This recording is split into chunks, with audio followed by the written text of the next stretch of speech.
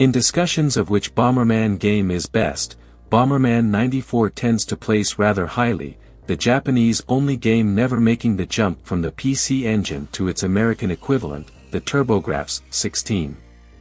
However, from 2009 onward, re-releases of the title on things like the Wii and Wii U Virtual Consoles as well as the PlayStation Network did make this classic playable in the United States, although it had already been playable since 1995. Mega Bomberman is Bomberman 94 with a few tweaks, meaning this beloved Bomberman game has truly been available in the West almost as long as Bomberman 94 has been available in Japan.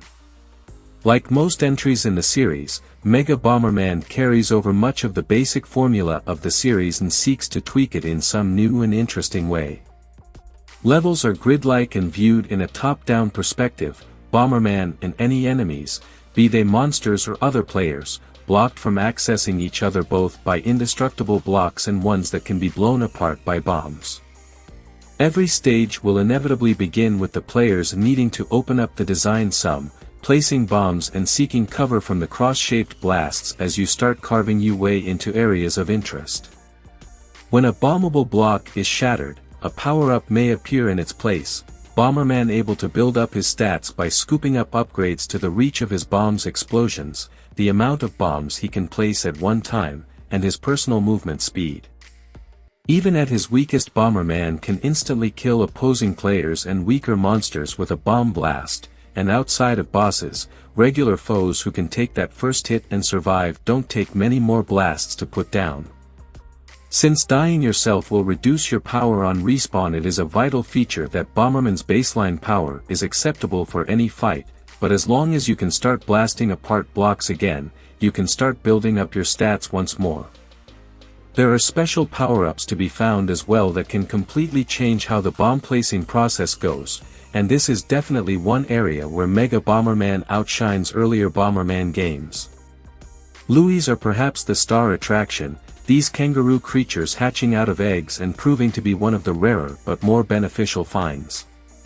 Not only do they essentially add an extra hit by taking an explosion for you if you're sloppy, but each coloration packs a different ability that can help overcome some of the typical Bomberman issues. Sometimes the block placement of a level can make reaching an opponent difficult without risking your safety, but a blue Louis can kick a bomb right over an indestructible wall and catch a foe by surprise.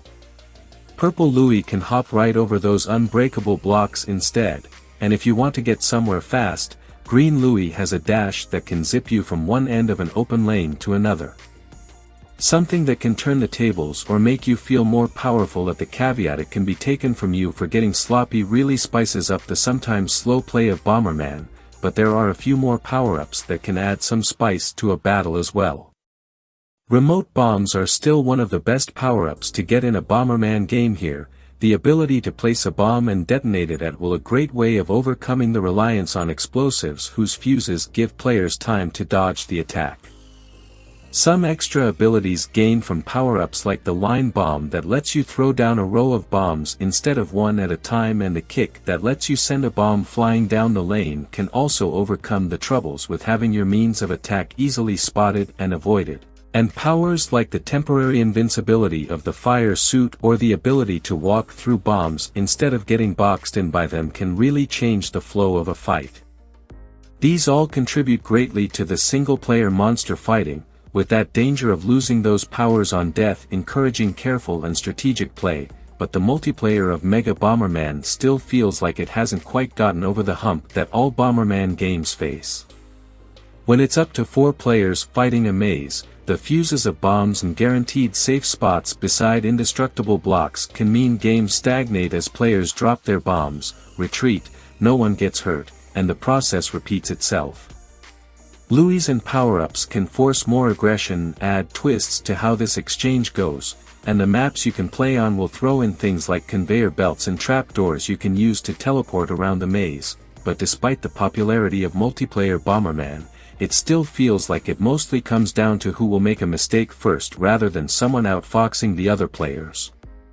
While Bomberman games are known for their multiplayer action and having AI-controlled opponents with different personalities does allow this option to shine if you have no one to play with, Mega Bomberman actually has an enjoyable single-player adventure that makes good use of its gameplay mechanics against foes who fight with things besides bombs. The story goes that Planet Bomber is split into 5 separate pieces when an invader named Bagula and his cronies shatter the magical spirit pictures that held it together. Bomberman must travel to each of the sections and restore the spirit pictures, the pieces sealed inside devices scattered across jungles, volcanic plains, and even the seafloor. These new areas introduce new considerations like minecarts that can carry you quickly across levels and penguins that launch rockets at you from the sidelines, Bomberman blasting his way through rocks and gathering power-ups all the same to break the towers that power the shard protecting devices. The monsters are really what make the single player shine, the game rolling out new foes for the small batch of levels that each segment of the fractured planet Bomber contains. Some like the submarines underwater will go beneath the sand, making them harder to bomb, but the big blue goofy looking creatures in the tundra levels are easy to hit because they are meant to burst into a batch of tinier and speedier versions of it. Some foes can fly right over barrier blocks, meaning it's harder to get away from them. Fire-spitting robots can activate bombs prematurely, so you can't carelessly plop them beside them and expect to run away scot-free, and some monsters even carry the towers of power around themselves, meaning you have to engage with the foe instead of finding the quickest way to your objective. Bosses take things a step further, the mazes featured packing no blocks to blow up and only the indestructible ones to separate the field. This means you come in with only the powers you carried over from the previous level and can lose them if the boss hits you, and their moves do a lot more to influence the battlefield than regular baddies. Attacks that fly all across the battlefield necessitate dodging of fast-moving projectiles, the crab boss can nearly invalidate bombs by sealing them in bubbles, and the ice mage boss can freeze you in place, giving her time to head over and potentially corner you. The multi-phase final boss can catch you unawares with its ability to attack large swathes of the arena, but these serve as challenging action finishes to the more strategic pushes into enemy territory found in the regular levels. Multiplayer may still be where most of the conversation on Bomberman seems to go, but the single player is an enjoyable adventure on its own and shows the potential for the play style outside of a competitive format. Mega Bomberman has a sound mix of power-ups and twists to spice up the bomb battles the series is known for, the mazes enhanced by additions like the Louis who can get around barriers and add unique abilities to the battles. Multiplayer still can feel like waiting for the opponent to make a mistake, but a few power-ups and gimmicks can sometimes make it a more skill-focused fight, and the additions that enhance the multiplayer find even better footing in the single-player adventure. Monsters and bosses who engage with your bomb-laying abilities in interesting ways makes for an entertaining and challenging adventure where more active dangers keep the action moving and diverse.